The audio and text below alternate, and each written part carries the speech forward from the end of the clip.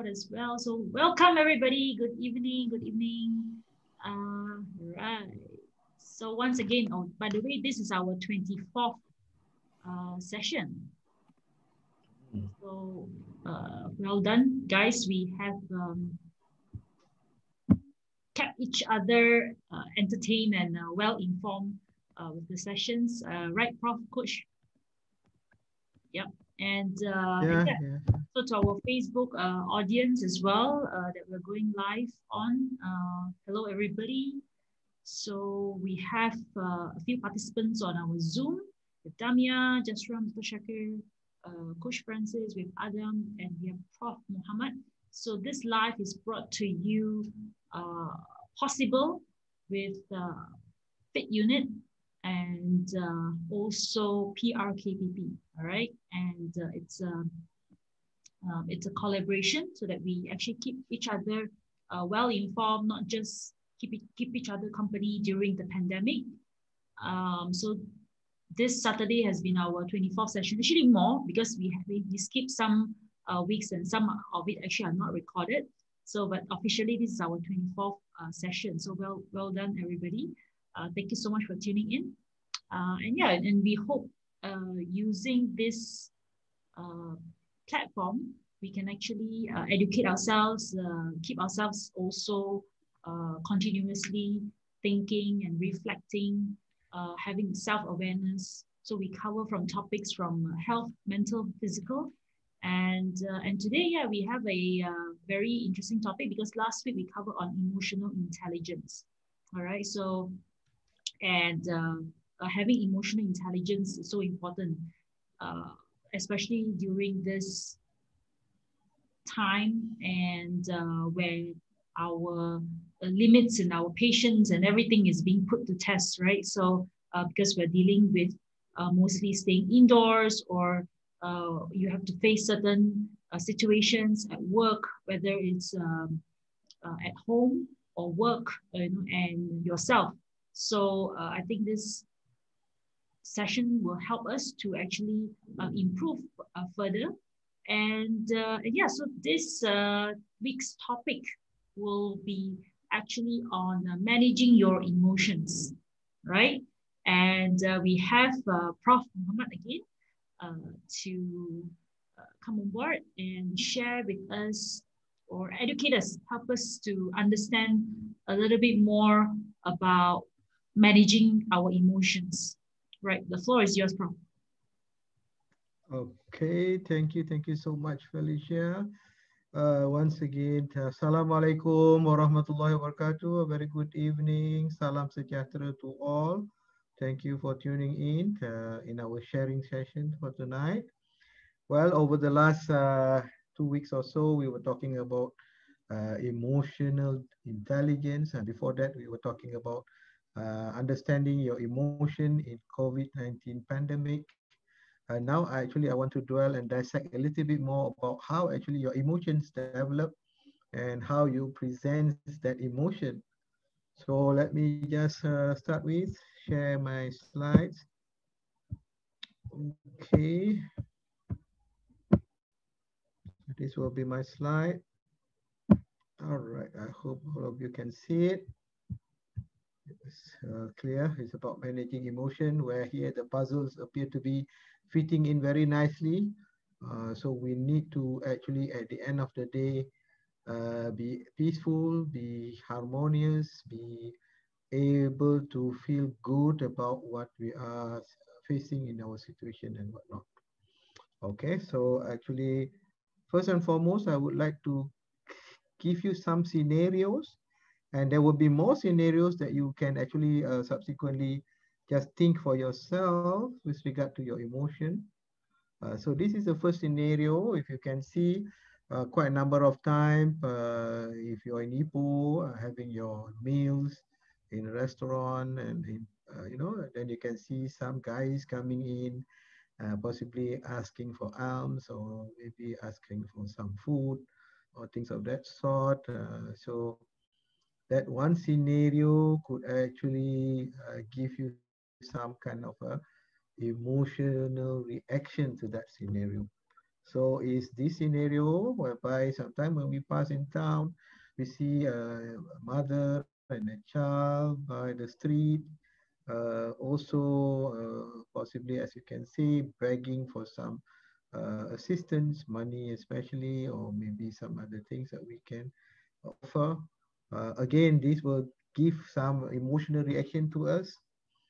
And so is when we see children who are supposed to be schooling age, selling on the street, appear to be sometime at even schooling time, and that also will then trigger our emotional response.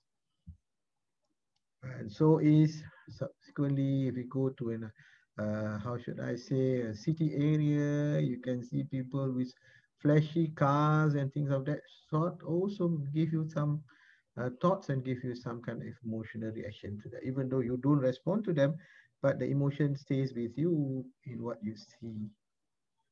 And similarly, if you see someone lonely by the street in the night, sitting of this nature, maybe you will have an emotion and you will have interpretation upon yourself what is going on. So all these situations and many other situations all of us are facing will create our emotional response. Sometimes we keep to ourselves, sometimes we talk to someone around us, or sometimes we just have the impression and just let it be, but the thought goes on, lingers around in us, and the emotion may stay for long if we feel that it does affect us directly or indirectly.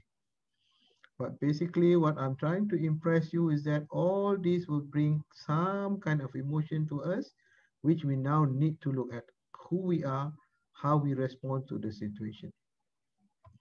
So, as you know, some of us, when somebody come and disturb us in our restaurant, when I would try eating some meal with your friend or with your family, they were asking for some alms, but we may showing our disgust, not happy that they come to disturb us at time, right? But the opposite of it can also happen, whereby you are kind enough and you can respond to them accordingly. So it can be either way, positive or negative. Similarly, you can get angry with your emotion because of this so-called disturbance to you or distraction in a way. Or you can actually, at times, when you see those with, high achievers, high flyers, appears to be more better than you in the social standing, yeah, maybe you can develop envy, you can develop jealousy, and then you can actually have this emotion and you react to that accordingly too. Example, like, there were times when people were talking about how achieve this particular person is, then you may give your counter action or counter talk about it, that you were saying that he was actually being helped, he was actually from a rich family, so he doesn't really work hard for it. So that possibly is how you respond to the situation you are in. Or most important is also you can be a very pitiful person who you care for somebody. There's a lot of sympathy going on. There's a lot of empathy and compassionate. So these all depend on who you are and how you have actually being in a way having the intrinsic nature of you to reflect in your action, in your emotion, and possibly also in the way you think within the situation. So where does this emotion come from? How do actually emotion comes about? I think this is where first and foremost, before we can, how to manage our emotion, we must understand how this emotion come about. So basically, it is one of the main key factor is it is actually learning from the past. What we have been programmed over the first 7 years of life is always very important, and it's always at the end of the day is with us until we are reaching our possibly teenage life and then adulthood life and then old age life or middle age life. So learning from the past is what we got. We can learn it from our parents, we can learn it from our grandparents, we can learn it from our uncle, our aunts, we can learn it from our teachers, we can see it, we can hear it, we hear what they say, we see what people are doing around us. So this is all the learning either through knowledge base or through experiences. So let's say if you are from a family, a happy family, a very caring family, all the time together. So obviously we know that the outcome will be much better, more favorable.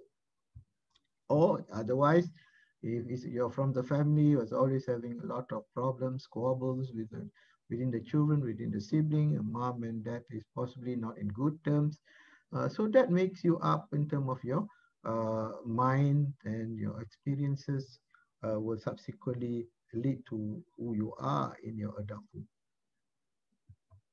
So this is what happened when you are having a positive learning since young. You possibly have a proper concept of life, a proper concept of what it is all about, with so-called a good knowledge transferable by the parents to you, by the grandparents, by everyone around you, and a very good understanding what it is all about. But if you have a negative learning, you may have a very wrong understanding, wrong information that was given to you. So this is how it's developed into the way you show it in your thinking, and subsequently in your emotion, in your feeling, and also in your action. So what happened is, when you have all this already instilled in you, now you already develop what we call perception. So it is who you are, where you are, in what position you are in. You may have a different perception as compared to the other person. The other person may look as in this diagram, saying that the wrong interpretation of things, or according to them it is very real. So that's how they see it. Perception is about what you see with your mind based on what you have already been instilled or programmed inside your mind. Then subsequently, it becomes your belief.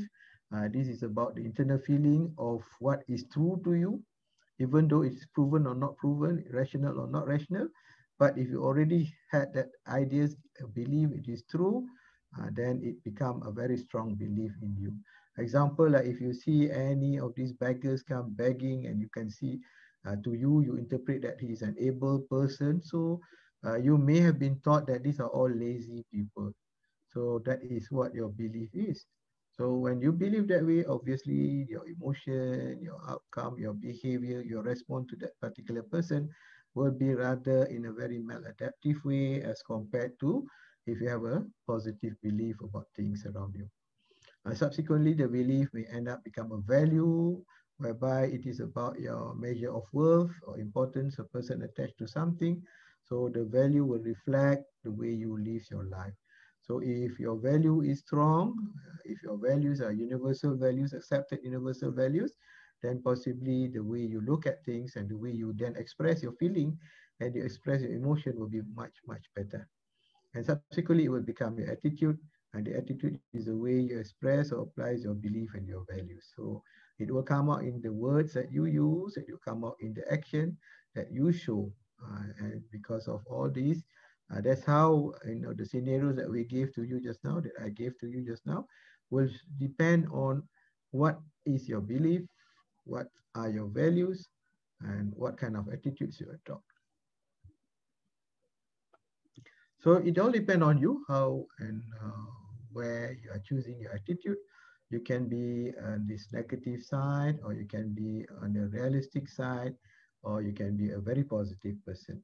So if you are on the negative side, obviously a negative attitude will be portrayed in a negative behavior, a negative emotion, and possibly if people were to ask your reasons, then you have people will note that you have a negative thoughts about those things.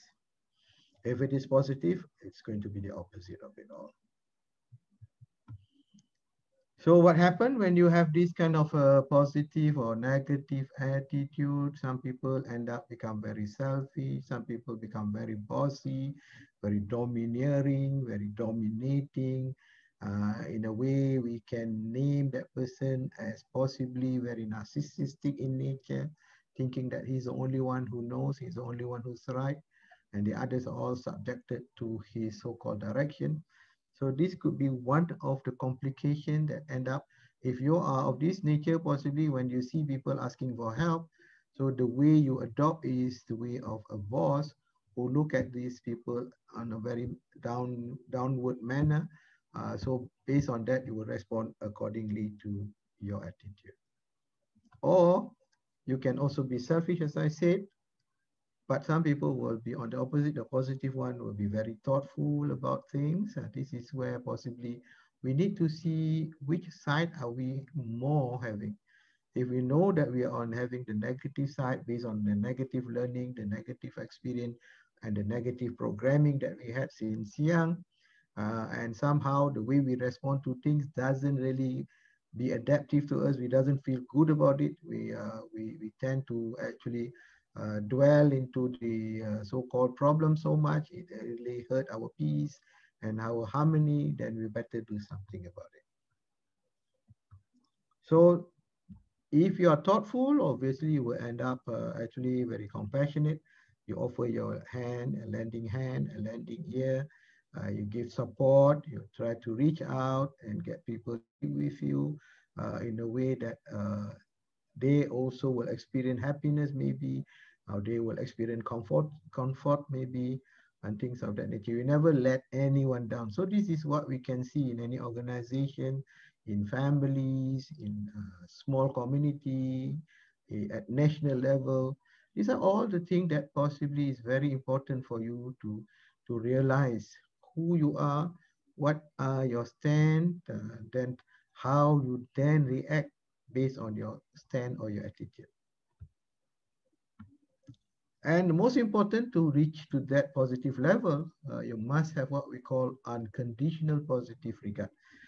If you are having what we call everything, you put condition to it, socially especially, with people around you, then I think you will reach what we call possibly uh, you quite a selfish person who always wanted to win, but the other party you don't even consider how actually you have been responding, and you will never reach what we call a win-win situation because you put condition to it.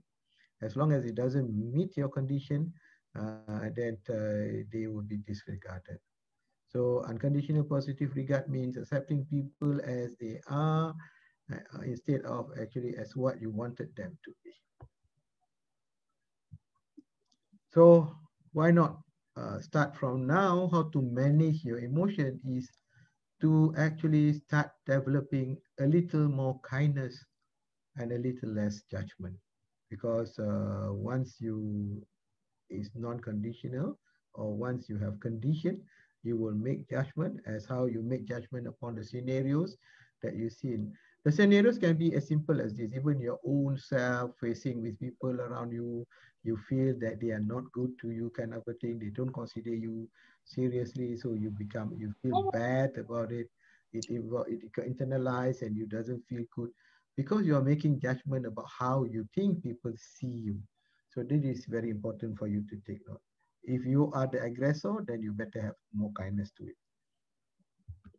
So the first and foremost, I think for that situation where we have the scenarios, the issue is that we always thought what we think it is, but we never really actually spend time to ask them how they end up to be that way, how they end up to be a beggar, how they end up to be a so-called social status which is so low in the ranking and become people disregard them as much. So why not offer to listen first, trying to understand, talk to them, get to know them, and try to establish what we call a better relationship, so much so that at the end of the day, maybe before you take any judgment, you understand why this thing is happening.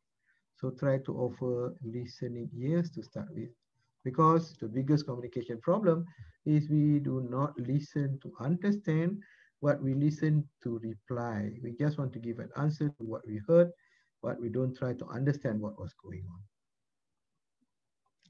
So this is a very good phrase that we can use. Before you assume, learn the facts. Before you judge, understand why. Before you hurt someone, feel. And before you speak, think. So I think it is a good kind of program that you can put in yourself every day, information to make sure that You now actually are quite respectful of things, people around you. You are quite humble in nature. You know how to behave accordingly. Your emotion will subsequently not to end up rather in a negative manner. So here also maybe we have to realize we should not criticize someone for their flaws and mistakes when we don't even do our own reflection and we can't even see our own flaws and mistakes. So when we create peace, harmony, and balance in our mind, only then we will find it in our life. So I think it is basically what happens to all of us when we have what we call negative emotions. It is because we are having actually internal, how should I say, turmoil within us. The way we see it, the way we think, the way we believe things around us are all not in harmony. So I think we need to try to create this peace, harmony, and balance within ourselves, within our mind. Only then we can show it out how we live the life, and only then actually with that vibes, people can be better because they can see us and they can actually role model upon us. So the last slide will be, it is about insight. Whether you know who you are, whether you actually sit down to reflect and to find out who you are, what have you been, how you have been doing things, how you see things, what is your mind, or they call it the third eye, the mind eye, seeing the world, seeing the things around you. So I think that is my last slide. I will stop the sharing now, and I hope we can have discussion so that we can clarify more situations and things of that nature. Okay, back to you, Felicia. Wow, great, Prof. I really like this, very short and simple, but yet very impactful. I think especially we deal with people day-to-day basis at work, with friends, personal relationships, whether it's also on your professional relationships. So I like the one that what captured me has is this by, I think it's by a psychologist called Carl Rogers, right? Yeah, Unconditional Rogerian positive regard. So regard. I like some maybe some clarifications on that, because Mm-hmm. your definition when you put it up there, or this unconditional positive regard is accepting people as they are, and Yes. this is obviously uh, geared towards more of a therapist's role when they meet clients, Mm. right? And so that we it's more client centered. So how do we in our daily lives be able to practice that? How do we accept people as they are? Mm-hmm. How do we find that balance? Because I don't think it's easy. It's easier said than done, right? Yes, yes, true. I mean, obviously, all of us have judgment, Mm, whether we like it or not. We can't avoid making judgment. But the problem with making judgment, if it is overt judgment, it is said judgment, it is shown judgment, then it could actually backfire upon you if the judgment is not right, if the judgment is wrong. mm, So that's why you must be careful not to show your judgment. You can have your own judgment, keep it inside you, and don't try to actually bring it out because judgment always create biasness. mm. Judgment always create prejudices. Then you are no more neutral.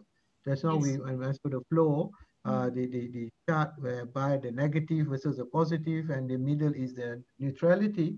I mm. think we need to learn how to keep our neutral position to start with. Okay. This has been properly trained to most of us as a psychiatrist, as a psychologist, as a counselors, as a trained para counselors, and possibly that has been instilled very well. But it is not easy. You still have the judgment. You still make the judgment, but you keep it quiet. You don't say it out loud. And as much as possible, you have to separate your judgment with your non-verbal communication, with your facial expression, with the way you show your body language. And that is a task. That is a thing that you must learn how to separate them. You Okay. have a judgment. Yes, you have it. keep it to yourself. You don't show it even in a way that people can read it without you telling them. Mm. So true enough, any skills you need to be coached to be Yeah. better. Yeah. No skill can only be said, and no skill can only be taught on paper, being aware of it, but it needs to be coached. Yeah. So it is not easy without coaching. And I also feel what you mean is like when we are holding back our, it's not to manipulate that. I think we just want to have a better communication because sometimes when we have certain body language or non-verbal Mm. language that we are showing, it doesn't allow the other person to respond or react to it positively as well. So when you put in some sort of suspicion, the other person will become defensive. So it's not Yeah. going to help anybody, right? Yeah. So I think for communication purpose and to achieve the objective, I think that's really important. We have questions from Facebook. So Okay. let me just get to it. And if anybody has questions on Zoom as well, please do type it in the chat box, right? Okay, great. So we have two good questions at the moment. Number one is how to deal with narcissistic people whom we cannot walk away from, like maybe dealing with work or maybe dealing with a family member or friends, because you mentioned something about it just now, right? Yeah. Yeah. Yeah. Okay. Number one, with regard to authoritarian, narcissistic leader or manager, that is a very difficult situation you have to learn how to handle. True enough, you are stuck. You cannot run away, especially for workers, for employees. You got no other choice, but you have to stay there. You have to be there. And maybe also you got no other choice but to stay within the family. I usually advise, first and foremost, how you can cope with the situation consciously or subconsciously. I think we need to learn all the tools possible.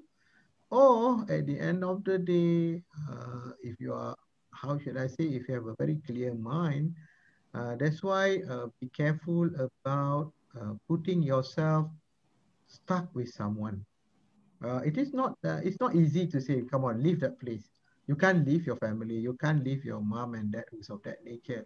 Mm, But at least you have more rooms to do things yourself.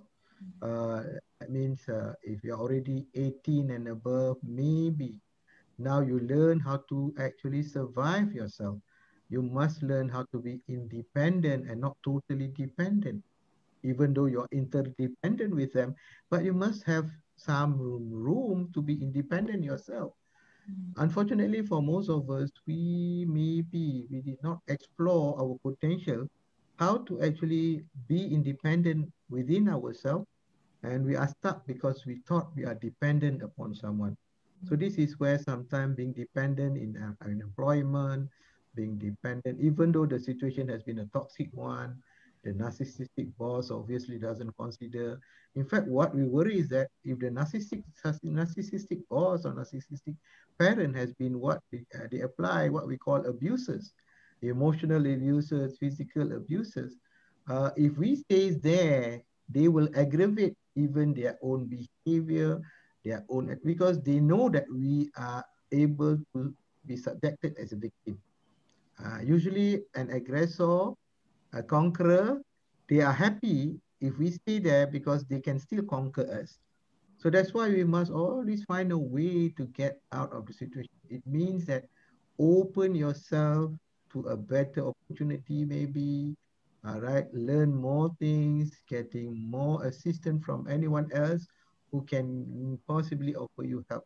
I tell you frankly, all of us somehow, whether we like it or not, even from a stage of actually our high school, we already have a very big number of networking.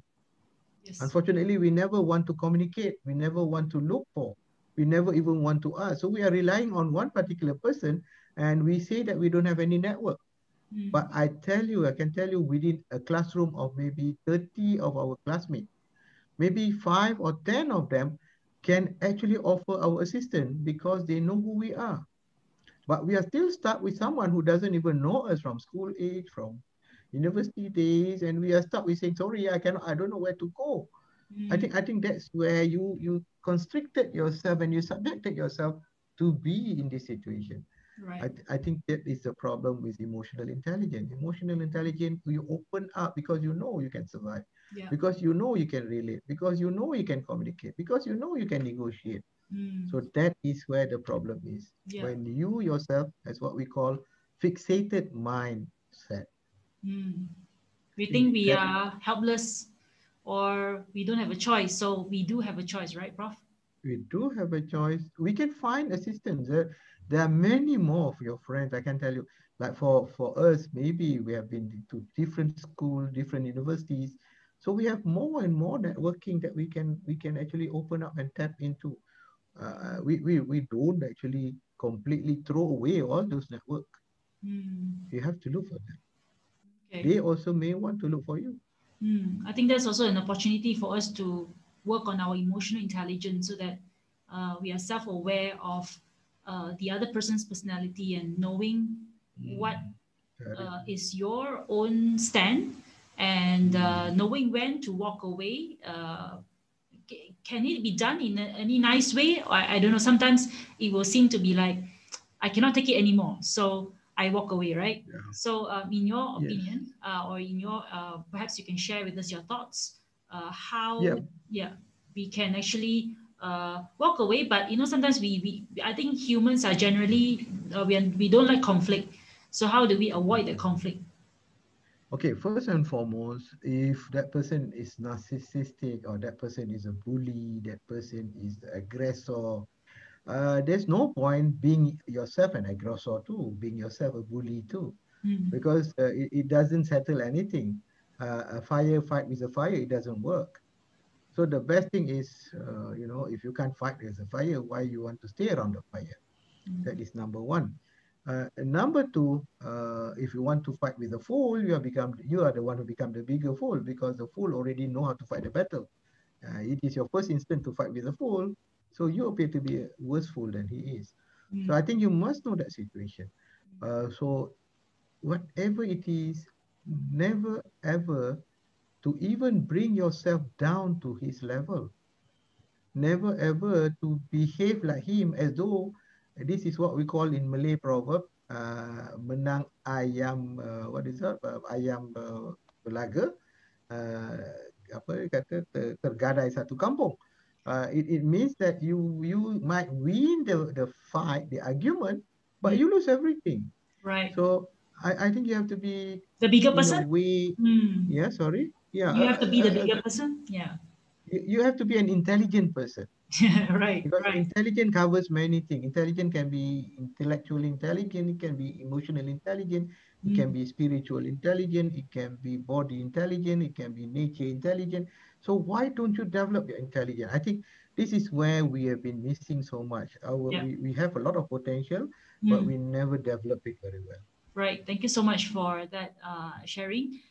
Great. So I do, yeah, I think at the end of the day, I think what you're trying to say is not looking at what the other person, we don't hope for to change the other person, but we are looking within to work on ourselves, how we can have more emotional intelligence to adapt to situations or deal with difficult personality, so to speak, right? Yeah, because obviously if that person is knows what they're doing, they won't be doing what they're doing, right? So it's really sometimes it goes back all the way from childhood and all these experiences. All right, so we have a really good question. It's a long one. Sometimes in conflict, Prof, we try to be calm and silent. So we take the calm and silent approach. But at one point, we cannot hold the anger anymore due to verbal attack and unacceptable behaviors from the other side. So, how do we manage the anger and the situation? Mm. Okay, there are different culture, there's different perspective, there's different way of looking, but psychologically it is one and simple. Psychology means you cannot antagonize the person by identifying with that particular person. If he's the one who is, again, as I said, the aggressor, the instigator, or the fool who doesn't want to listen, who doesn't want to make a difference, so there is no point, even though you are stuck with that person, there is no point to even have a face-to-face with that kind of a nature. So what you can do is you learn how to live your own self within that situation. as much as possible, just protect yourself so that you don't get hurt because of this. You see, the problem about hurting is actually, again, as I said, it is your choice. The Mm, choice to get hurt from someone or by someone, it is because you allow that thing to hurt you. mm, But if you can just say, okay, I think, yeah, he's a childish person, he's a stupid person. Whatever he wants to do, let him do. I can't do anything much about it. But it doesn't touch me. I'm untouchable in that sense. I think this is the attitude that you must have. You must actually feel good about yourself, believe in yourself, has a very good self-esteem, has a very good self-confidence, know what you can. True enough, sometimes we want to expect something on maybe our spouse, maybe our key person, that we our parent, maybe we want to expect those things. But always remember this. You can only expect if you know whatever they expect can be reciprocated. You cannot expect from those you already know, cannot give you back what you want to expect from. Irresponsible, possibly again, as I said, personality and whatnot. mm, So if you cannot expect anymore, don't try to put your hope in expectation. Because somehow you cannot get out of that situation. But don't just burden yourself with hoping, please change, please understand me, because that is energy, okay, energy driven, energy, how should I say, energy draining, not driven, energy draining. yeah. Because you allow it to drain your energy, to drain your peace, to drain your harmony, Mm, your internal self is all being disrupted in a way. mm, So I think for me, maybe I can advise also, always remember there's always the Almighty for you to turn to do your prayers, to ask for assistance. That could be one. There are people around, maybe if it is spouse, maybe you can talk to the parents, maybe you can talk to your in-laws. You can try to get people around them to make a difference, right. to possibly assist. If there is issues with marital issues, maybe you can ask them to come forward for marital counseling, marital sessions, and things of that nature. Mm, Even for family, if the family is having trouble, we can ask for if they want to, what we call family therapy, support system therapy, yeah. insight therapy, and things of that nature too. So actually, there are many avenues. The only thing is, the other issue is don't keep it to yourself. Say it out loud. Look for a avenue for assistance. Right, right. I hope that answered the question. Yeah, I think yeah, I think it's what you shared is very good because sometimes yeah, we let the other people affect us, and we choose to keep it in until we cannot keep it in anymore. Hence Mhm. why it's like a volcano, right? And Yeah. if it's your loved ones, you can consider, talking to someone professional, or go for counseling or therapy. That will be much a more healthier way to deal with it. But if in situations probably you cannot do anything about, sometimes like what you said is to find some avenue to, of course, go back to perhaps you mentioned just now spiritual guidance. Pray is one of the best ways, I think, because 10% is what happened, 90% is what do you do about it and how do you respond.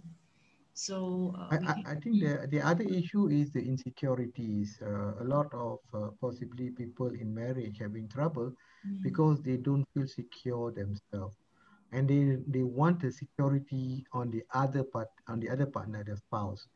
So when you put your security on the other partner whom you cannot even expect to responsible enough to keep up to the expectation, you're actually putting on a very wrong hope to the wrong person.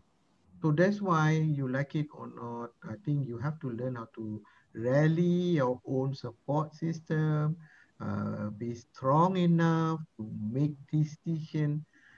Because as simple as in Muslim way, it is so simple. When we get married, we have what we call the akad, or the promises that we make. If the husband cannot even offer financial support for the 4 months duration, it's already indicate that he can't be a good husband.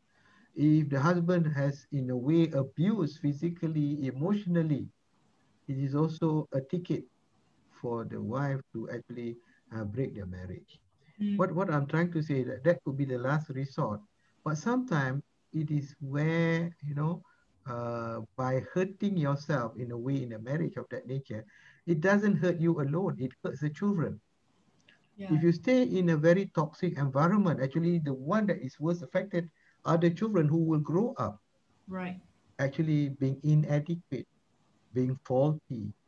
So if you thought that you cannot get out of that situation with this so-called difficult person who doesn't want to make any effort to change, and you say I can tolerate it, but always remember your children, can they tolerate it? Right. How is the impact on the children? Mm. So always remember that because the children is the one that is going to live much more longer than you are. Mm. And so I think if you think clearly, but before you decide all those things, seek advice, seek counsel, find a way to look at the avenues, what we can do, what we cannot do, what we should do, what we should not do, Mhm. what can be right, what can be wrong. I think this is where we go for the so-called counseling. Counseling. Right. Okay? Mhm. So maybe you can also share with us some of the ways that people can actually reach out. Who because there's a lot of ways they can just probably like went to their friends or the people that they trust. So what do you think, Prof, if let's say somebody is you know perhaps listening to this conversation, or they'll be forwarding this to other friends and family members in need, as a professional, as a mental health expert, uh, how would you want somebody to perhaps take the first step? Who should they talk to? And maybe Uh, you can give some suggestions. Yeah. I think it is better to actually immediately find your way to meet up with a professional.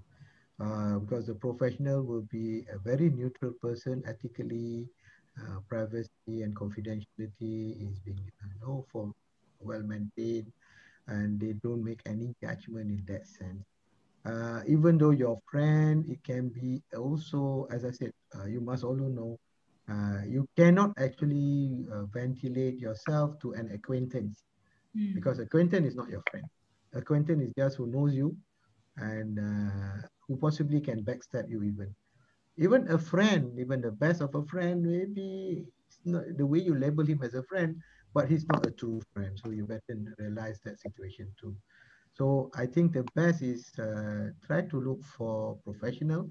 Secondly, the second level will be if you're close to your parent, if you're close to an elders, maybe you can actually seek assistance from your elders.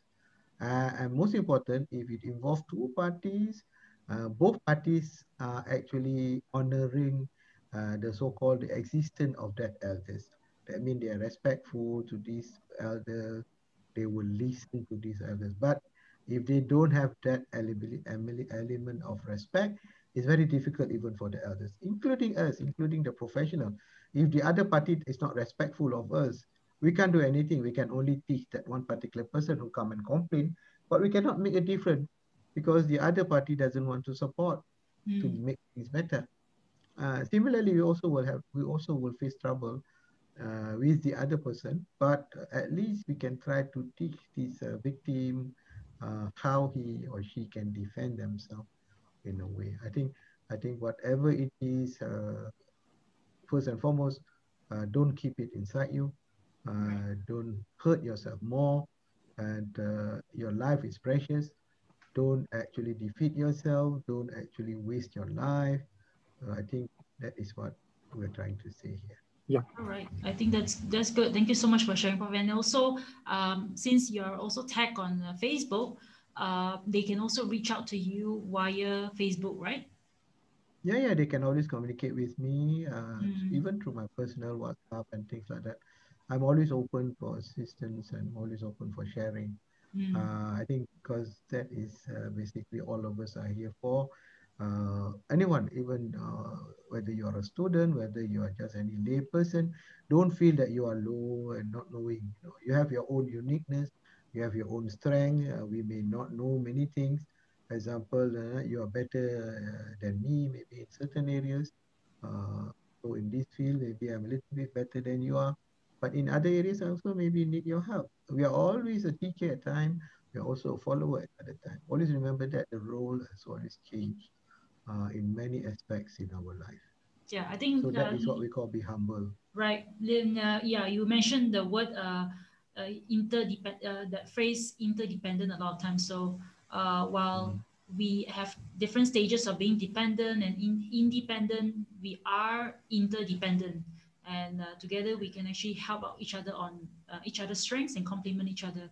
I think that's a really good sharing. I hope that it helps our listener. I think it's also a little bit reassuring, because these days definitely the pressure keeps on increasing. I feel in our modern age. I think as we are more uh, sometimes, uh, although there's like technology and advancement in so many ways, I feel that sometimes we are a little bit backwards in terms of being able to show up to our true self. So no, yeah, that is one of the struggles that everybody has. Sometimes to be able to show up, you can open up and tell people, but whether you're going to be judged by it, then you tend to sort of take it back a little bit and to your own little corner. So it's not easy to open up. I think my motto for all of us is this. Be the seeds that even when thrown into the sea, it will become an island. Wow. Okay, because that actually and life is full of challenges. Nothing in life that doesn't being a challenge for you. It is always there. So Mm, it's only you who actually. I mean, like right now, COVID posed a challenge to us over a year already. We right. call it a very how should I say, a very not to say a silent war, but a very hidden war. We don't even Yeah. know how to deal with it as much. Mm, But be a person who can always how should I say come out of it well without any even though some dents here kind of a thing, dents these here and there, but you're still very strong. You can still stand tall. You can still walk with pride. You can still feel good about yourself. I think this is the problem. Build within yourself that strength. mm. All right. Yeah, when I think one of the things that I really like about, yeah, when you say be like the seed and then you can throw into the sea and you become an island, or like if you feel that you are being buried and there's darkness and everything, just imagine that you are a seed in the ground, and that's Mhm. where you just need some water, some sunlight, then you bloom into a plant and flowers and Mhm. trees.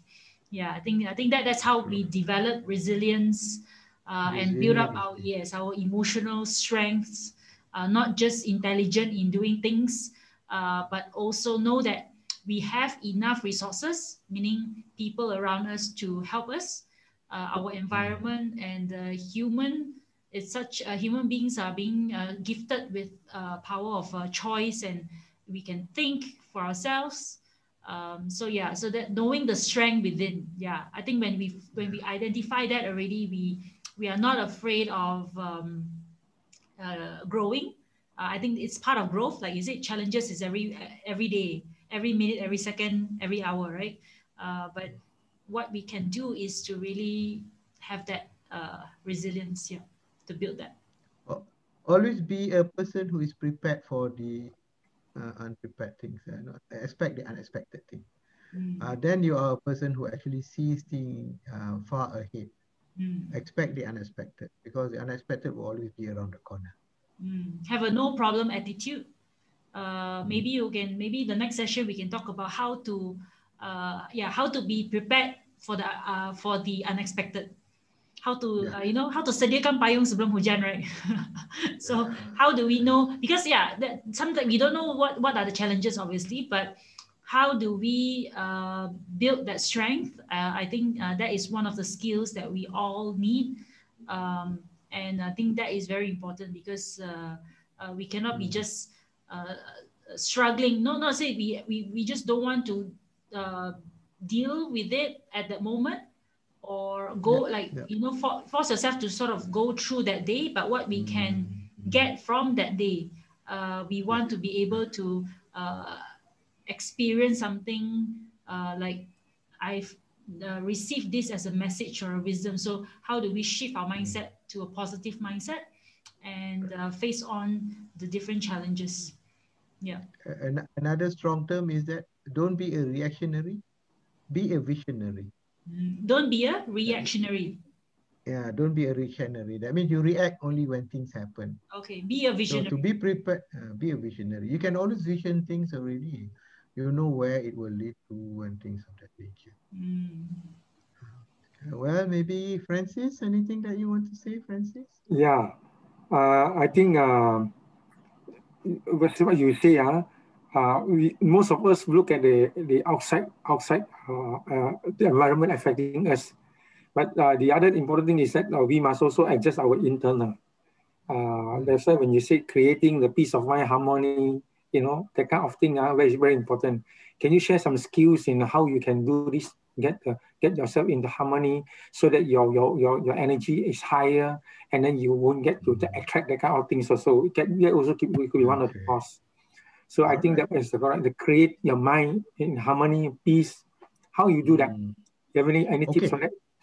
Yeah. First and foremost, you know about the three domains in ourselves: the spiritual domain, the psychological domain, and the body domain, the physical domain. So I think the highest domain that you must appreciate and keep up to the optimum level of strength and well-being is your spiritual domain. If you understand your existence, why you are supposed to be, what you are supposed to do, how you can do it, how to deal with things around you, I think that spiritual domain must be so strong. We call it, very firmly grounded. I think nothing can shake you. And then subsequently, it is your psychology domain, the way your minds work. So if now we are talking about how we can manipulate our mind. This is where all the topics come about. All the intelligence is also part and parcel that was given or bestowed to us. I mean, the intellect is where the intelligence is all about. And then there is nine intelligence that we need to optimize and to develop fully. And then subsequently, one of the intelligence is with regard to the body, which is the physical intelligence. You know how to actually manage your body, not to destroy it in a much early age, and then you have lost your quality of life. I think that is the issue here.